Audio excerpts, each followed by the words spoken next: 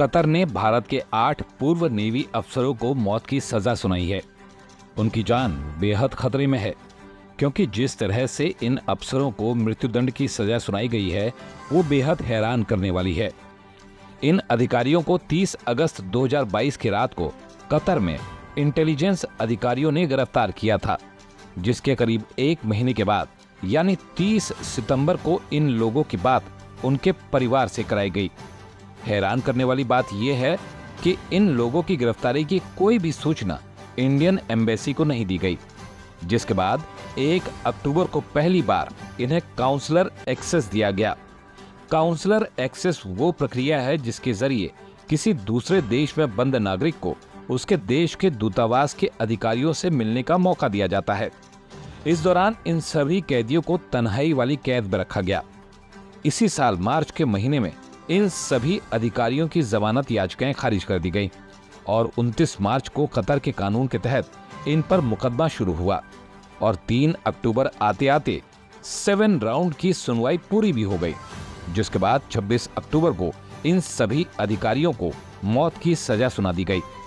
यहाँ आपको एक और बात बतानी जरूरी है कि कतर वियना कन्वेंशन को मानता है और इस कन्वेंशन के मुताबिक जब किसी विदेशी नागरिक को गिरफ्तार किया जाता है तो उसकी एम्बेसी के अधिकारियों को इसकी जानकारी देना जरूरी हो जाता है।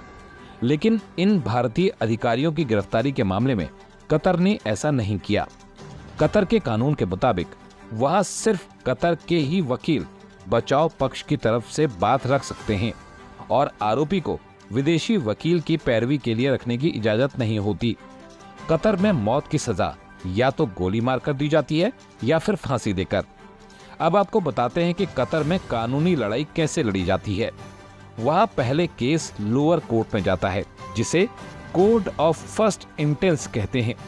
इसके बाद हाई कोर्ट आती है, जिसे द अपील कोर्ट कहते हैं, और सबसे आखिर होती है सुप्रीम कोर्ट, जिसे वहां कोर्ट ऑफ कंसेशन कहा जाता है।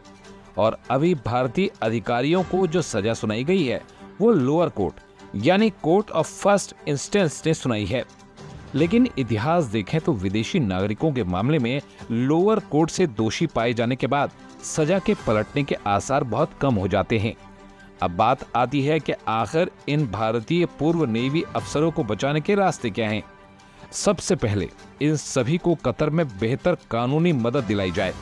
साथ ही सरकार को कुलभूषण जाधव के मामले की तरह इंटरनेशनल कोर्ट ऑफ जस्टिस में अपील करनी होगी, जबकि सबसे सरल रास्ता कूटनीतिक पहल का हो सकता है। और अगर खुद प्रधानमंत्री नरेंद्र मोदी इसमें पहल करें तो इन सभी को भारत वापस लाया जा सकता है।